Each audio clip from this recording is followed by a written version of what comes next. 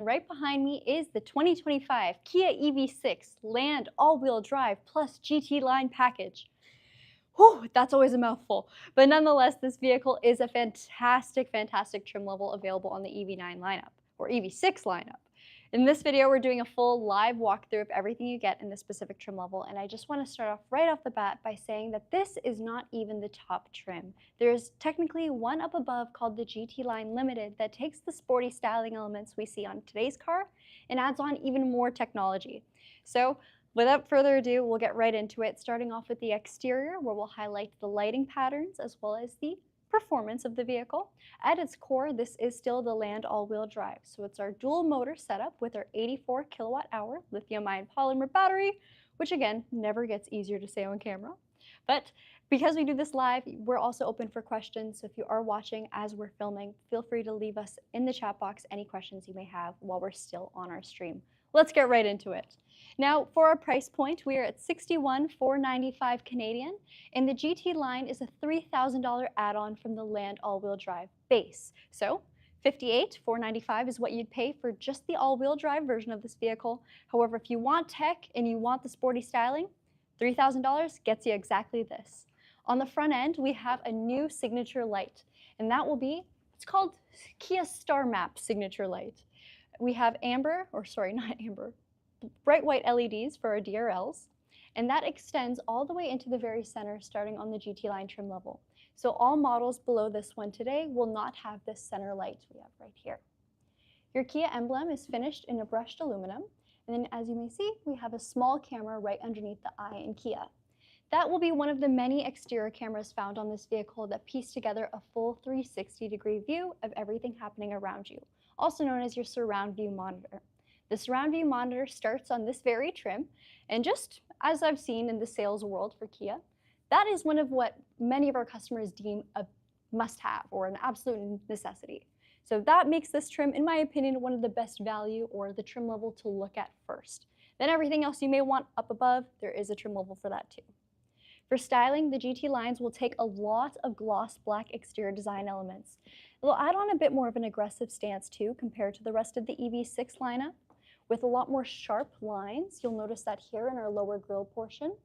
And a fun thing about the lower grille itself, right now it's completely closed, so you can't tell, but it's actually an active air flap. So as the vehicle needs cooling, it'll open and close those vents as needed to provide you with the aerodynamics and efficiency, but also the enhanced cooling towards your vehicle too. So if it senses that your battery temperature is getting a little too high, it'll open up those vents to allow air to channel through.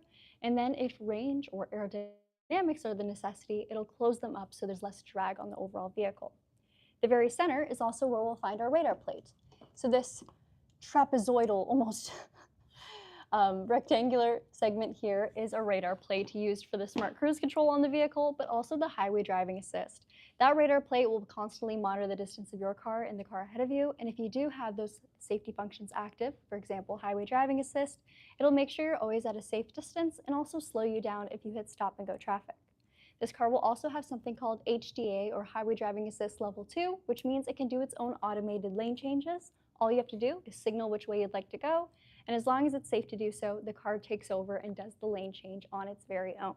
So fantastic advanced safety functions on this vehicle, and that's just the tip of the iceberg. We'll talk a whole lot more about it throughout the video.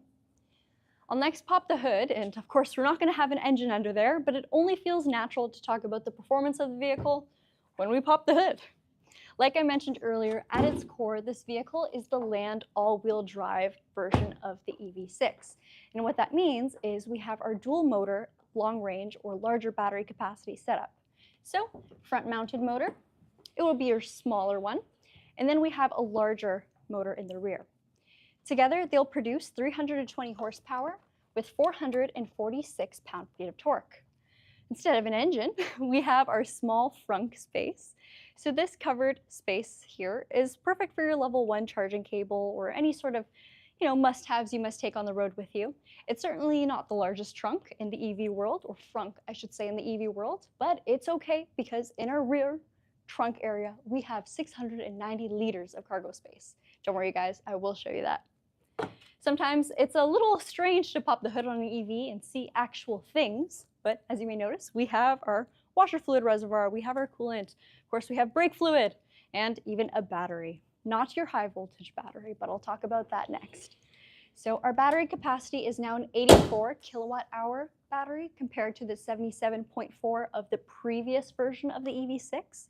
And for 2025, that's when all those changes took place. So this model here is the very first ever refreshed version of the EV6. As you can see, the front end is completely different in its style. We have that larger battery capacity that I mentioned, which also gives us an additional horsepower, torque, sorry, not horsepower and torque number, but towing capacity number. Instead of the typical 2,500 pounds, we now have 2,700 pounds available for our max towing capacity. The sides or wheel arches of the vehicle on the GT-Line package will be body color. So again, adds to a more stylistic approach on the vehicle, a little bit more sleek. And then we have an integrated side parking sensor along our front flare there. Your wheels for both the GT-Line and the GT-Line Limited package will be this beautiful 20-inch alloy with a machined finish. Your center cap is completely covered, and we have our Kia emblem integrated in the center. This is an aerodynamic alloy, so it's meant to minimize air resistance and maximize the airflow. And for your tire, it's a Continental tire. Fun fact about it, it has Continental's Conti Silent trademark. So essentially there is a foam layer within the tire itself meant to reduce sound. So a little bit less road noise, all from the tire. Pretty cool. On the topic of road noise and just sound deadening, the EV6 does have a lot of mechanisms built into it to make it as quiet as possible. Of course, you're never going to have that engine noise that you typically would on a gas car. But when we take a look at things like our windshield, it's made out of an acoustic film, or it has an acoustic layer in the center. So that is something that will help with wind and general road noise.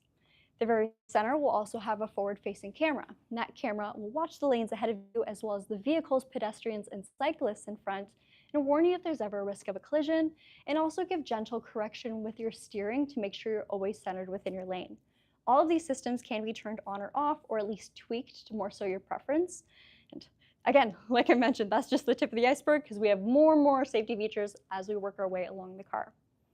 Your mirrors will be power folding as well as with a gloss black accent, or I guess coating. For the side profile here, you notice we have a LED light. And then for the blind spot, there is a blind spot view camera, or a blind view monitor, is Kia's terms for it. Like I mentioned, these mirrors are power folding, and because this vehicle is also equipped with memory seats, your mirror preferences will be saved to your seat. So if you are someone who has multiple drivers in the household, very nice to have just a quick button with all your preferences saved. Your door handles are all going to be power folding. So as long as the vehicle is unlocked, they'll all pop out, and then once the vehicle is locked, they'll go flush with the body. That is something that was reserved for only the top trim level of the EV6 in the previous generation, so it's very nice to see it as standard equipment now. Along the side profile, your window pillars are all gloss black, and the same is true for your belt line. So the materials we see from the front end make their way over towards our side profile. You'll also find it on our lower portion of the door, just right above your side skirts, more gloss black, and that transcends its way towards our rear wheels.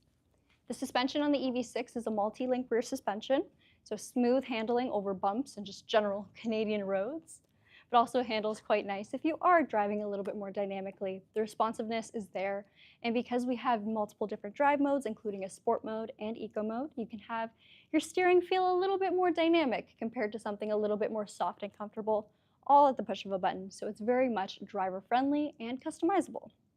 The rear of this vehicle is probably my favorite as far as styling goes. You have a nice mix of this dark chrome, almost gunmetal-like finish towards your tail lamp, and the tail lamps themselves have a beautiful LED design expanding all the way across the back end. You'll have your rear parking sensors as well as your rear view camera, and piecing together with our side or blind spot cameras and the one we saw in the very front, we have that great 360 camera with a very high definition picture. Open up the liftgate here, and as you can see, we have our power or smart style lift. Your license plate lights are LEDs. That's one of the biggest pet peeves of mine when I see a beautiful modern car, but the license plate light glow is just a old bulb or regular halogen. So very nice to see LED lights matching with the rest of the very futuristic exterior. Like I hinted at earlier, we have 690 liters of cargo space behind our rear seats. And those rear seats, they do recline and you can lock them into different positions. If none of them will be in use, you can even fold them completely flat and just utilize the maximum amount of space throughout the EV6. I'm gonna knock down our left-hand side first, just to show you guys. That is what your floorboard would look like with them completely flat. You can see there's a slight incline, but for the most part, it's pretty dang flat. You could sleep in this if you wanted to. Make sure your head is over there. You always want to keep your head elevated when you're camping, even car camping. The car's dripping on me. All right, underneath the floorboard, we've got a little bit of nothing, a little bit of space underneath our first layer. And then our second layer is where we'll find our tire mobility kit. There's still a good amount of space around the mobility kit, so if you want to put an extra jug of washer fluid or, maybe a first aid kit, there is space to do so. All right, let's close this up now, and we will talk charging. So this vehicle is the first year that we'll see the EV6 have our North American charging standard port. Some people like to call this the Tesla style charger, and that's okay, but we're not going to use that word today. North American charging standard, which essentially unlocks a whole new world and just opportunity of charging. With this charge port, we do recommend getting an adapter if you already have a previous gen style plug-in at your home. We have some available at our parts department. And as far as charge time goes, because we do have a larger battery capacity, it will be a bit longer than our previous year of the EV6. However, if you are fast charging your car on a 350 kilowatt charger, from 10 to 80% is going to be around 20 minutes. And because we do have manual battery preconditioning, you can set your vehicle to reach its optimal temp well before you arrive at that fast charger too. So that minimizes the amount of time you're going to spend waiting for your car to prime itself. Now for home charging or level 2 charging, at 11 kilowatt output, you'll be at about 7 hours and 20 minutes. That is 10 to 100%. So just how often are you depleting your battery all the way to 10%? I'm not sure. That is totally up to your everyday driving. But 7 hours, just a little bit over, pretty much overnight, not a bad charge time at all. All right, let's close that. Now, another quick look at the side profile before we hop inside the vehicle, and I'll give you guys another quick rundown of the specs. Again, for horsepower and torque, we have 320 horse with 446 pound-feet of torque. The EV6 is definitely one of my favorite vehicles in our lineup to drive because although it is a SUV, some people might want to call it a crossover, it is so fun. It is absolutely engaging to drive. It is very dynamic. Switching it into sport mode completely transforms the way this animal performs. Something like eco mode, it's a little bit more subtle, but it's still there. The power output is fantastic, the handling is fantastic, and it's still so spacious. The interior of the GT line is where you'll notice some major changes compared to the rest of the EV6 lineup. You'll notice, first off, we have a two-tone finish. So the seats will have our white piping along the sides with some dedicated GT line striping in the very middle. When you get to the GT line and not the Limited, you actually have a little bit of an upgrade with the seat material being a suede finish instead of the typical leatherette. So things like the headrest and the side piping will be a leatherette, but the insert itself is all suede. I think this is a little bit more premium than the actual top model, and let me know what you guys think. The steering wheel also changes from that 2-spoke, almost chunky steering wheel in the lesser trims to a 3-spoke, more traditional and more sporty approach. I do find this steering wheel a little bit more user-friendly. It's a bit more comfortable to use, and I do like the two-tone styling too.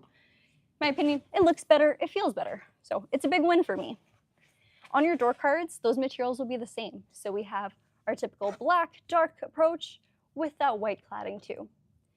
For your door handles and your memory seat controls, they're all in a painted metal finish, with the handle itself being a bit more chrome or silver. You have 2 buttons for the memory seats, but don't let that fool you. We have 6 driver save profiles because there's 2 seat saves per user profile, and there's a grand total of 3 user profiles. So again, if you're a multi-driver household, I can guarantee you should not have to fight over the seat saves, unless you all decide to use the same 1 driver profile with the 2. If that's the case, I'm sorry you guys, but we can work around that. Now, your driver's seat is a power seat. You got your height adjustment, your backrest, and your 2-way lumbar support, all of which, again, will be saved to the memory seat with your mirror controls too. For our door controls, we have our power folding mirrors, our mirror adjustments, and then our window controls, with the front two windows being obstacle detecting and express up and down. Now your child locks and your window locks are integrated into one button, so you turn them on or turn them off completely. For your driver knee area, that's where you'll find your brightness adjustment, as well as your charge door opening release, your lift gates, an electronic parking brake, and your traction control. You may or may not notice the pedals and their material. We do have a deluxe style pedal, so just a nicer finish, a more premium finish. And a small fact I always like to point out with the EV6, when I remember, is on the pedals themselves, your brake will have a small minus, and then the accelerator will have a plus. I think that's pretty cool. That's actually exclusive to our EVs, so you won't find that in any of our gas cars. It makes sense. Negative pedal, positive pedal. All right, I'm gonna have Adam join me in the passenger side where we'll talk technology as well as the rest of the layout of our cabin. The best part about filming EVs on this channel is we can actually have the car completely on instead of accessory mode, so you don't have to worry about everything going black or the battery dying. We can just have the car run, of course, without smoking out the dealership. Now you may notice it's a little dark in here. The cabin feels extra moody because we have a black headliner and then of course lots of darkness within the seats. I do think the white piping brightens things up and again makes it have that more sporty feel. But something I'm very happy about is we have an included wide style sunroof on the GT line. The previous iteration of the EV6 only had a sunroof available on the top of the line model, which was called the GT Line Pack 2. You guys, it's a new year, but the naming system still remains extra confusing. So yes, last year it was called the GT Line Pack 1 or the GT Line Pack 2. This year it's called the GT Line or the GT Line Limited, on top of the land all-wheel drive and all that extra stuff. Anyway, let's get back into the car. For your main screen over here, we have a 12.3-inch display with integrated navigation. It's brand new software that we're running, so it's far more user-friendly in my opinion. The icons are quite large and they're very easy to maneuver and make truly yours. So much like a home screen on a phone, you kind of drag and drop things into place. You have a pull down or top down menu where you can quickly change things like the brightness, as well as turn on or off some quick controls like quiet mode or your nav guidance. Closing this up, I want to quickly show you guys your EV menu. Now the first screen here will show your closest charger, public charger. It also gives you a quick guide for your range and your current battery status. There are separate viewpoints here where you can see things like your recent usage, as well as your charging settings and schedules. So if you'd like to set your departure time and the climate you'd like your vehicle to be at, you can do so here. But I want to talk about the charging limits. So right now this vehicle is set to about 90% on a DC fast charger, and you can also set your AC or your level 1, level 2 charging. It is typically recommended that with electric vehicles to leave the car between 20 to 80% for the most part. Of course, if you're going on a road trip and you need your full range, charge it to 100%. That is a-okay. But for the general long-term longevity of your vehicle, we recommend 20 to 80%. Again, if you have to work around those every now and then, that is a-okay. There's nothing that's going to happen to your car negatively. Just maybe not an everyday habit. You know what I mean? This vehicle does have vehicle to load as well. So what that means is from either within the vehicle's port, which I'll show you guys later, or from its charge port door on the exterior, you can power other devices with your vehicle's high voltage battery. Now we have done tons of extra videos on this, powering a hair salon with an electric vehicle. I'm not even joking, we've powered a hair salon with an electric vehicle, both at our dealership and at an actual hair salon. You again can use your vehicle's battery's energy to power other devices. So if you're going camping and you want to power a griddle or, TV, you can do so. It's very, very cool, and I have used it while camping. It is fantastic. Now the interior port for your vehicle to load is located right underneath our middle seat in the rear. You might be able to see it there. Try to get a better look at it later. And that's just going to look like a regular household plug. So plug in a laptop, that kind of thing. The exterior actually requires an adapter that you plug into your vehicle's charge port and then plug whatever device you'd like to be powered by your car onto the other side of the adapter. So this vehicle can do both the interior and the exterior vehicle to load. This menu on the screen shows exactly how far you'd like your vehicle's main battery to go down to power that device. So if I'm plugging in a small fridge and I don't want my car to go any lower than 40%, I will leave it here, and then I should still have about 200 kilometers of driving range with that 40% mark. That leads me to telling you guys what the rated range of this car even is. So because this vehicle has more equipment, which weighs more, and we also have larger wheels, we are rated at about 413 kilometers, and that is, of course, all electric range. Now, does this vehicle do better? Absolutely. But a lot of the times when it comes down to electric vehicles and their actual range, it comes down to how you actually drive them. So if your typical drive is all high-speed highway commute, you could see it do a little bit lower because electric vehicles are more efficient in stop-and-go or city driving, lower speed. Mind you, you will still be around that 430 mark, no problem. Unless you're a complete menace, pedal to the metal all day, every single day. If that's the case, you guys, some habits might have to change a little bit. Now, drive mode also has an indication on what kind of range you can expect. Right now we're in eco mode, and we're about 483 kilometers of rated range at an 89% battery charge. So we're not even at 100, and we're well over the rated range of this vehicle. Switch it into sport mode, you can see it does go down a little bit. That's the projected range. Then we have a customizable My Drive, which you can set to whatever your preference is, and a snow mode, and then right back to eco. With eco, we are almost at 500 kilometers rated, and again, that is nowhere near, I guess we are kind of near, but that is well under 100%. Alrighty, let's talk a little bit more about the dash materials, and then we'll work our way into the rear of the vehicle. So on our GT lines, we will have this deluxe or exclusive style dash. It is textured. You can't really tell on camera, but it does have a nice feel to it, and there is dedicated GT line badging on the far right or passenger side.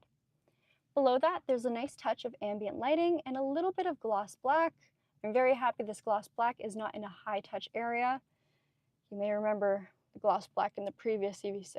It was everywhere your fingers would normally be, so that meant you always had fingerprints on your EV6. Right underneath our air vents, we'll find our flippable climate control and infotainment screen. So when it's on infotainment, your knob on the left will be for volume, while the one on the right will be for your tune if you're going through radio stations, or zoom on your navigation menu. In the middle here is quick jump to whatever it is you're looking for. So search will pull up your vehicle search function, home will jump you to home. They do exactly as they say. Flip it into climate, and this will be our dual zone climate control. So far left will be for driver temp, far right for passenger. Then of course we have our fan and directional controls, as well as our automated function. Below that, or just behind, we have our floating center console, which houses your heated steering wheel, heated seats, and things like your ignition and gear selector. Gear selector on this vehicle is a shift-by-wire, so you simply twist it into your selected gear, and then P in the center for park when you're done. All of this illuminated area here is tied in with the ambient lighting on the vehicle, so you can set this color to whatever your preference is. This small circle here is a fingerprint scanner that will start on the GT line trim level. And pretty much this is tied to your driver profile. So if you, again, share this vehicle with somebody else and have separate driver profiles in the head unit, simply hopping into the car and scanning your finger will jump you into your select profile, which means your partner will not be able to do it because they don't have your fingerprint, unless they do. It's a little weird. All right, underneath all of that, we have quick controls for our park view camera. So pressing that while you're parked will summon our live feed, which shows you everything happening around the vehicle, and you can go in and select exactly which camera you'd like to see. So whether it's your front camera, your typical front view, your side profile front view, or your wide. And then we have multiples, again, for the rear view camera too. There's also this interactive 360 degree, so you can move it around to double check your parking or see what's happening around you. And every time you throw the car in reverse, this will come up automatically. There's a wireless charger here, as well as 2 cup holders, a typical center console, which is actually quite deep. This is a fantastic version of a center console. And then as Adam hops out of the front, we'll also be able to take a better look at what we have underneath our console. So we have a completely open space here for whatever you might need to carry on the go with you. Perfect for lunch bags, going to work, or who knows, an umbrella. There's just a really good section available here. There's also a USB-C, illuminated of course, so at nighttime you can actually see what you're doing, and then a 12 volt. 2 more USB-Cs built into the dash material here, so the one on the left will be for data connectivity and transfer, and the one on the right will be simply for charging. Now for our passenger seat, you can see it is a power-controlled passenger seat. Very easy to adjust, same heated seat as I have here as the driver, it just won't be memory. Now let's take a look at the back. Make sure the child locks aren't on. Whenever we have a vehicle with the power integrated child locks, I always seem to forget to turn them off when I go into the back, and then we get locked in. Today I thought about it. All right. I don't know if you guys can tell, but this car is very impressive in terms of rear passenger space. So because this vehicle is built on our eGMP, which is our electric global modular platform, it's almost like a skateboard in the way it's built. You got your wheels and then you got your battery packs, everything flat. So this floorboard here, there is not a hump or a divot in sight. It is completely flat all around. So no matter who's sitting here, you've got a pretty good space to work with. It looks a little dark and a little bit crowded simply because of the headliner being so dark, but headroom-wise, we're doing very well. I can adjust my seat if I want a little bit more recline, match them up or have them separate, totally up to you. And the seats themselves are quite wide. So the two main sections of seat here will be with that suede finish, and the middle seat is that leatherette. With the middle seat, you again have the drop-down armrest or cup holder. And if you don't want it to be a cup holder, slide this down, and it's just a storage section. Then you can slide it back out. The backings of the seats have an integrated hook, so things like bags, groceries, or whatever you don't want to put on the ground, even jackets, you can hang it onto the backing of the seat itself, and it acts as a hook. There are these plastic style pockets. They do have an elastic slack to adjust, and then USB-Cs built into the seat backing as well. It may look like there's no rear air vents on this vehicle, but there absolutely is. They're just mounted on our side pillar here. So better look at them right there. This allows airflow to better travel to your passengers. It's not necessarily just going towards their knees. It's more so a full body direct flow, which is more comfortable. This vehicle has 9 airbags, advanced airbags. And like I mentioned earlier, we do have a lot of advanced tech and safety. A lot of driver convenience as well too, like the highway driving assist, both level 1 and level 2 I mentioned earlier, as well as forward collision avoidance, our blind spot detection, which also acts as an assistance if it senses there's a risk of a collision in your blind spots, and our rear cross traffic collision avoidance. So when I'm backing this vehicle out of a busy parking lot, it'll warn me if there's something coming from either the left or the right by an audible alert, and then if I fail to react, it will brake for me. It also does that if I'm pulling forward in my vehicle parking and I get too close to something and avoid all the warnings, it will hit the emergency brake to avoid a collision. Now there's a few other things I'd like to show you guys on this car as far as technology goes that are introduced on this trim. I'm gonna have to turn off the car and close all the doors to do it. So bear with me while I get that done. Get the sunroof closed. Adam will close his door and I will hop out as well. Now the first thing being our remote smart park. Remote smart park's pretty handy, especially come wintertime, both as far as weather and also holiday season. If you've ever been to a shopping mall in peak holiday shopping times, people forget how to park. It's every man for themselves. It's an absolute riot. Now this vehicle does have the ability to maneuver itself from the key fob. To do that, you'll have to remote start it. So you'll lock the car, press the remote start button. Oh, it'd be helpful if I knew what I was doing. Press the remote start button until the vehicle's lights flash, and that'll indicate the car is now on. Then from there, I will push either the forwards or the reverse button, and my car will move itself. This is always fun to do on camera. There we go. Car is gonna walk. I'm not gonna release the button, but it's gonna stop anyway because it senses I'm here. Then we'll move it backwards.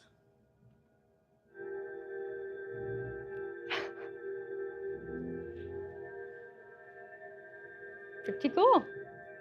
All right, so that's remote smart park assist. Now you can walk with your vehicle. You always have to be within a range. It won't let you do it if you're from far away because it needs you to make sure it's not gonna hit anybody. While the car does have the sensors to start braking and of course not hit something on its own, it is always of course recommended that you're paying attention because it's your vehicle. If something happens, it's on you. Now let's flip the camera and answer some questions, see what you guys have to say about the EV6, and if there is anything you'd like to know that I may have missed. I will apologize for the beginning of this video. I was kind of at a loss for words. I was all over the place, but happy we came through. I got asked how tall I am. I'm probably about 5'3", 5'4". Hi, can you show in this model if the electric child lock stays on after the engine is turned off?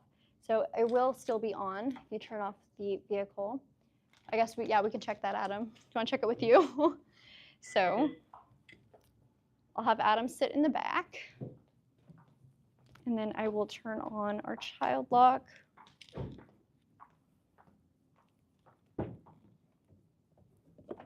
Okay, so orange light's illuminated. The car is off, of course. I do not have it on. Lock the car. All right, Adam, try to get out. He cannot come out. He cannot escape. He cannot come out. All right, now I'm going to unlock the doors. Adam, try to come out. Yeah, he's still stuck in there. So it will stay on even if the car is turned off. No, no. That would not be very child lock-like.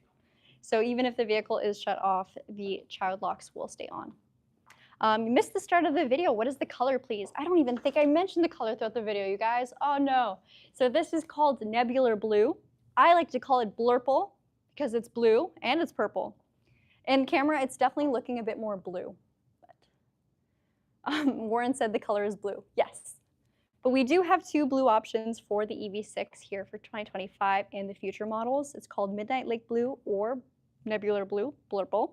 Midnight Lake Blue is definitely a bit more like a navy. It's a much more dark, solid blue. This one's more like what I'd like to call an ultraviolet blue. Someone said I look 5'8" to 5'9". I am not. Someone called you 6'2". Someone said I was 6'2". I am not. Sorry to disappoint you guys. If I was, maybe I would not be doing car review videos. I'd be playing sports. How far can the EV go in eco driving mode? So when I had it in eco mode, it was about 500 kilometers as its rated range. I believe it was 497, if I remember correctly. And that is at an 89% charge, so not 100% charge.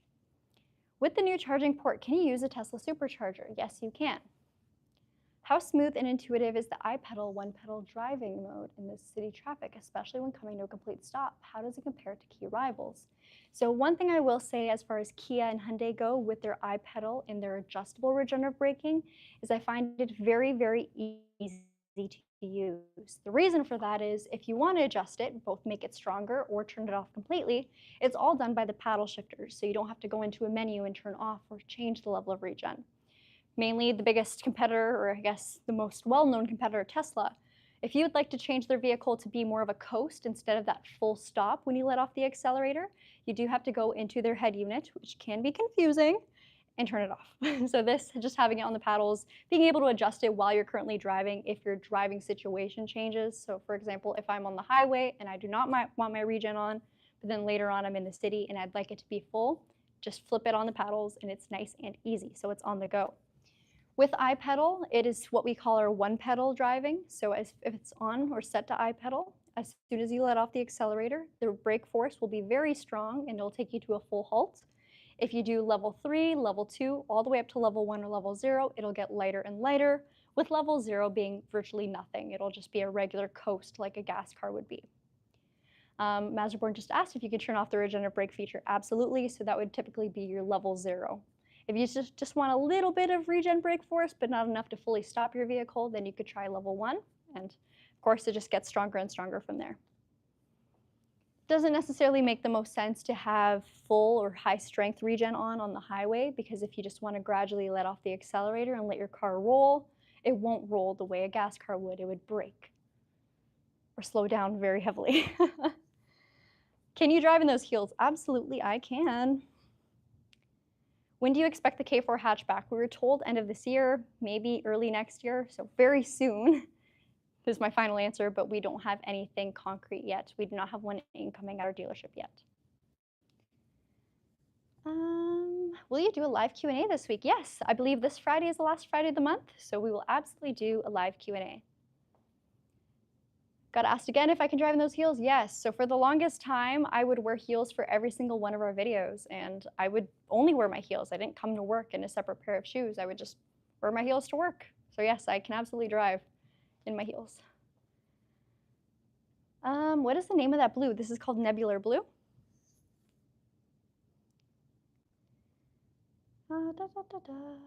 Anything else? Is there a sunglass holder in the interior of this EV? No. So none of our vehicles in our current lineup have a sunglass holder anymore. The Telluride was our last vehicle to have a dedicated sunglass holder.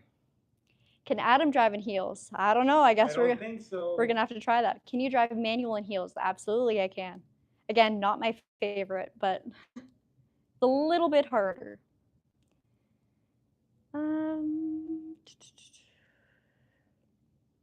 Okay, you guys, I think that's probably about it for today's video as far as questions go.